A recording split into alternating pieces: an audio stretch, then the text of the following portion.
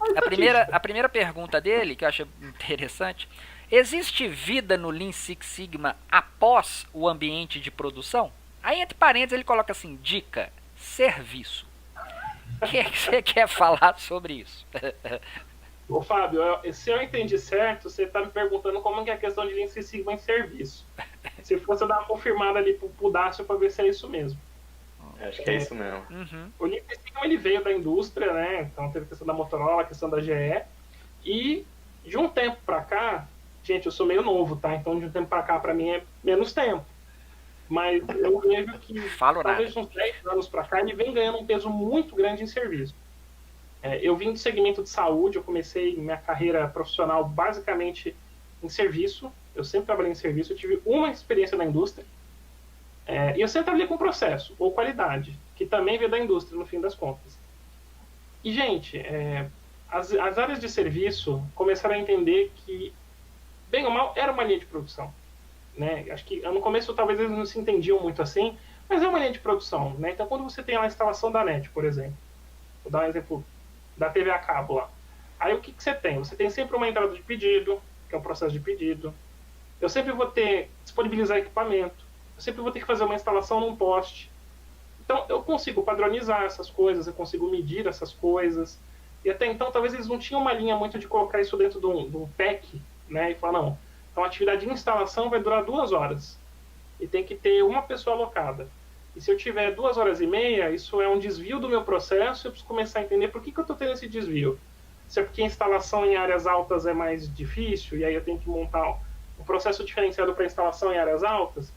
Então começou a se entender. Conforme a gente comentou, por exemplo, o Lean Healthcare ganhou muito espaço no mercado. O mercado de saúde tem tido ganhos enormes com experiências de Lean e Six Sigma. Eu tive experiência operadora de saúde com Lean e Six Sigma, e a gente teve um projeto, por exemplo, de novo, o projeto parece besta. A gente tinha um custo alto com descarte de resíduo. Descarte de resíduo, para quem não é de saúde, a gente tem um custo do comum e do infectante. São custos diferentes porque são tratamentos diferentes. E aí uma pessoa da operação, de novo, tem que ouvir quem está na operação, fala, a gente gasta muito com isso aqui, tá? Vamos fazer um projeto? Vamos. Quando a gente foi mapear, a gente viu que tinha um alto índice de infectante, vamos saber por quê. Então a gente foi lá, começou a acompanhar, fez uma meta, e quando a gente foi observar, a gente descobriu o quê? Que, dependendo do turno, a gente tinha um aumento maior de infectante, dependendo da unidade, que era uma rede, e aí tinham características físicas diferentes, né? Cada unidade, cada prédio era diferente, não era uma cópia um do outro. E a gente começou a perceber o quê? Que um fator que impactava nessa variabilidade era a quantidade de lixeiras de lixo comum e infectante no ambiente hospitalar. Então, na unidade que eu tinha, por exemplo, 3 lixeiras comum e 3 infectantes, não vou lembrar os números, a descarte era ele era mais bem distribuído. E, em contrapartida, nas unidades que tinha menos comum e mais infectante, o pessoal descartava mais no infectante. Porque tinha preguiça de andar até a lixeira do comum, era mais longe. Uhum.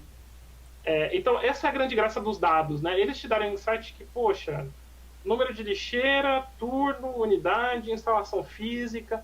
Quando você começa a pegar essas coisas e encaixar feito um Lego, elas começam a fazer sentido. E aí a gente teve uma melhoria com esse custo, simplesmente colocando mais lixeiras comuns em pontos mais estratégicos da unidade hospitalar. Uhum. Então, reduziu o infectante, aumentou o comum, barateou o custo. Você vê, parece uma coisa besta, descarte de resíduo, gente. Quem está preocupado com o lixo? Gente, tudo tem custo nessa vida. É verdade. Então, tem projeto grande, tem projeto pequeno, tem projeto que dá 100 mil de economia, tem projeto que dá 2 milhões de economia. Uhum. O importante é fazer com carinho e com bastante atenção.